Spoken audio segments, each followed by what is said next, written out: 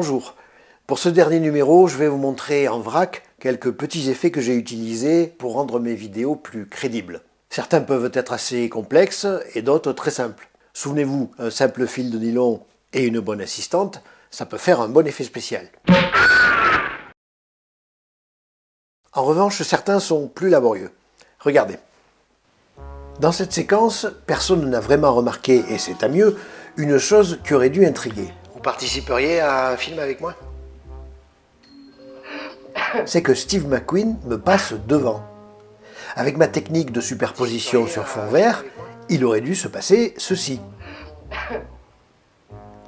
Pour obtenir cet effet, j'ai donc repris l'image originale et j'ai détouré à la main Steve McQueen avec le fameux outil masque. Donc, si vous vous souvenez de la première vidéo, comme si je le découpais avec des ciseaux.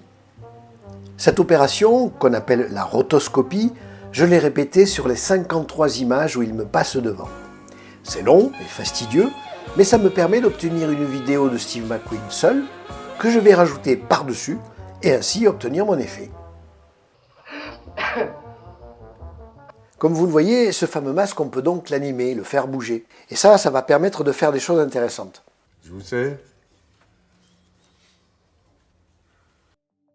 Ici, par exemple, si je dessine un masque, je peux faire en sorte qu'il bouge pour que l'assiette et la salade restent toujours bien séparées. Je vais supprimer Johnny Hallyday, rajouter le décor reconstitué et me rajouter moi, après bien sûr plusieurs essais de tournage pour me caler correctement, quitte à tricher un peu sur mon inclinaison. Je vous sais. Oui, merci. Et Jean Rochefort peut ainsi me servir dans ma propre assiette. Revenons au pré-générique avec les impacts et les coups de feu des tontons flingueurs. Bon, je rajoute le fond comme d'habitude. Je rajoute aussi le montant de la fenêtre qui doit être par-dessus. Mais la vitre là, elle est trop claire. En général, il y a une sorte de reflet. Je vais donc rajouter un rectangle blanc dont je vais diminuer l'opacité pour obtenir une sorte de voile. Et là, je suis bien derrière une vitre.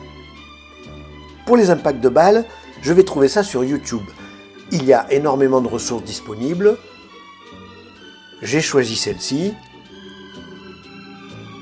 que je vais superposer au bon endroit et à la bonne taille.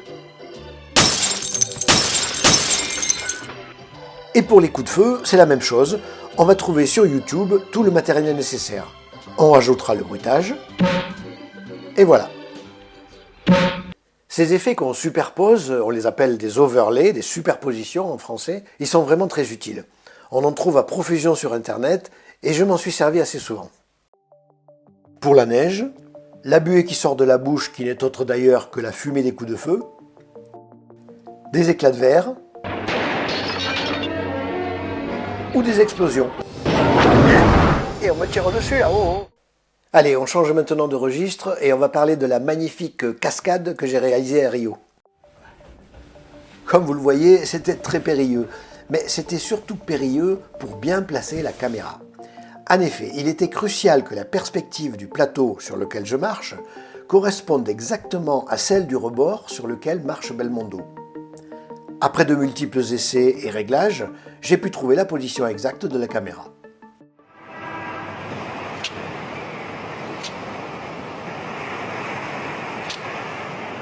Bon, je dois vous avouer que cette cascade fait partie de mes effets préférés. Celui-là aussi d'ailleurs, et pourtant il est beaucoup plus simple. Je sais. Toi, tu es timide. Évidemment, la scène est tournée en deux fois.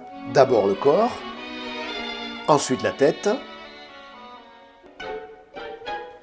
et on combine les deux en changeant la couleur pour être un peu plus timide.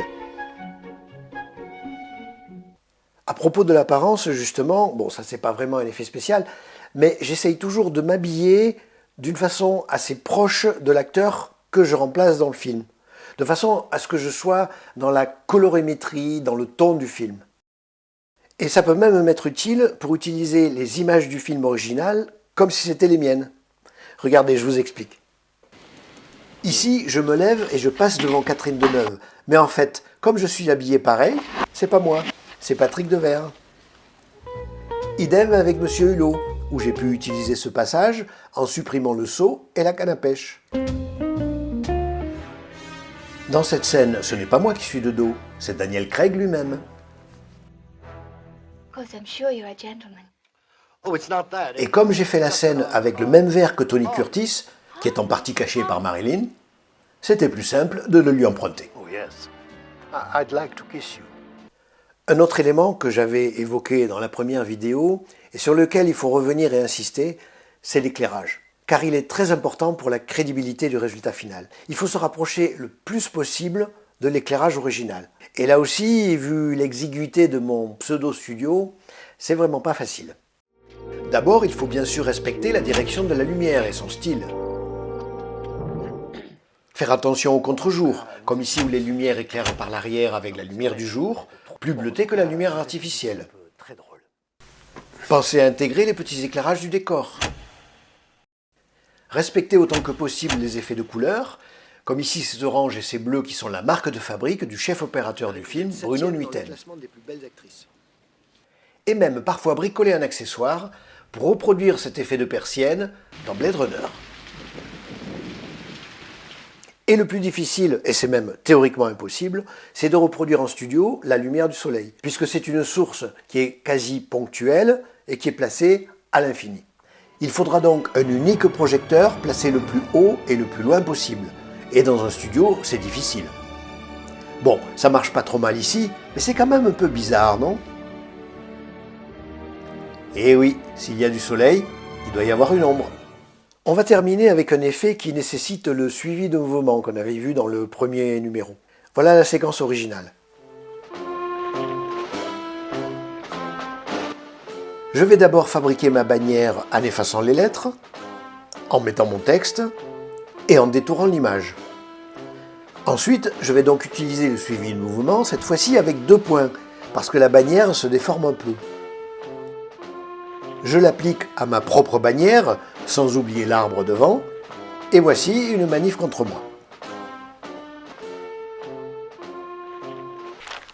J'ai utilisé ce procédé pour le journal qui annonce ma rencontre avec Fernandel. Non, je plaisante. J'ai simplement imprimé et collé le titre sur un vieux journal. Et ce qui est amusant, c'est que dans L'Homme à la Buick, le film original, ils ont utilisé la même méthode.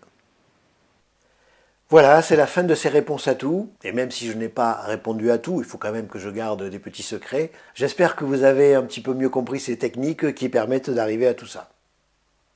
Il ne vous reste plus qu'à faire pareil.